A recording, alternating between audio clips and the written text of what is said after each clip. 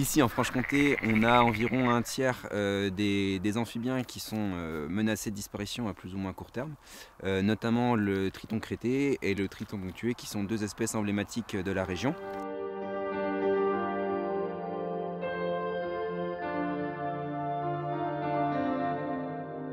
En France, on estime que 25 à 50 millions d'amphibiens meurent écrasés chaque année. Ces espèces d'amphibiens, toutes protégées, sont présentes dans le Doubs, dont 4 sont menacées de disparition à plus ou moins court terme.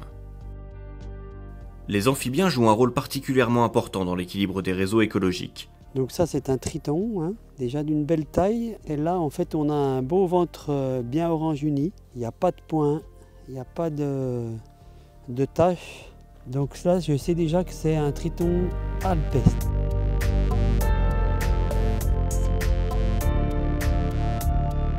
Ils sont notamment des prédateurs d'invertébrés, dont certains insectes ravageurs de cultures, mais aussi d'espèces vectrices de pathogènes comme les moustiques. Ils sont également d'excellents indicateurs de la qualité écologique des milieux naturels.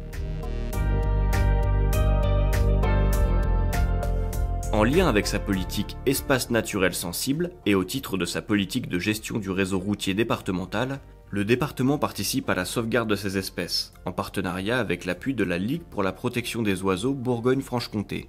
Aujourd'hui, le projet, c'est de mettre en place un dispositif de sauvetage des amphibiens.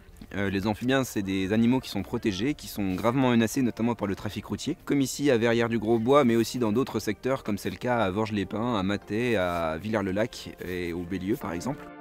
Des tronçons routiers font ainsi l'objet de mise en place de passages à faune pérenne, ou encore de dispositifs de sauvetage temporaire lors des périodes de migration. Ces dispositifs, ils sont simples en fait, c'est des filets qui sont partiellement enterrés, une quinzaine de centimètres, le long desquels sont disposés des seaux qui sont aussi enterrés. Le projet, c'est que pendant la migration des amphibiens, qui a lieu à la fin de l'hiver et début du printemps, les amphibiens se heurtent aux filets avant de traverser la route, ils longent les filets, ils tombent dans les seaux, et du coup chaque jour pendant 2 mois, on a des bénévoles qui vont venir ramasser les amphibiens pour les faire traverser. Ils vont les compter, les localiser, pour qu'on sache exactement comment se situent les flux de migration, et ça nous permet à la fois de sauver les amphibiens, d'avoir une action concrète de sauvetage, mais aussi de mieux connaître les espèces locales, de mieux connaître les densités de population.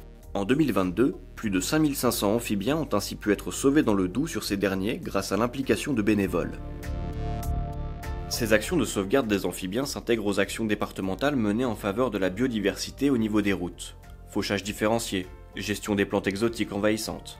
Et du coup, je suis assez sensible à l'environnement parce que je me rends compte que si on n'agit pas, c'est très critique à l'échelle mondiale mais également à l'échelle régionale et départementale.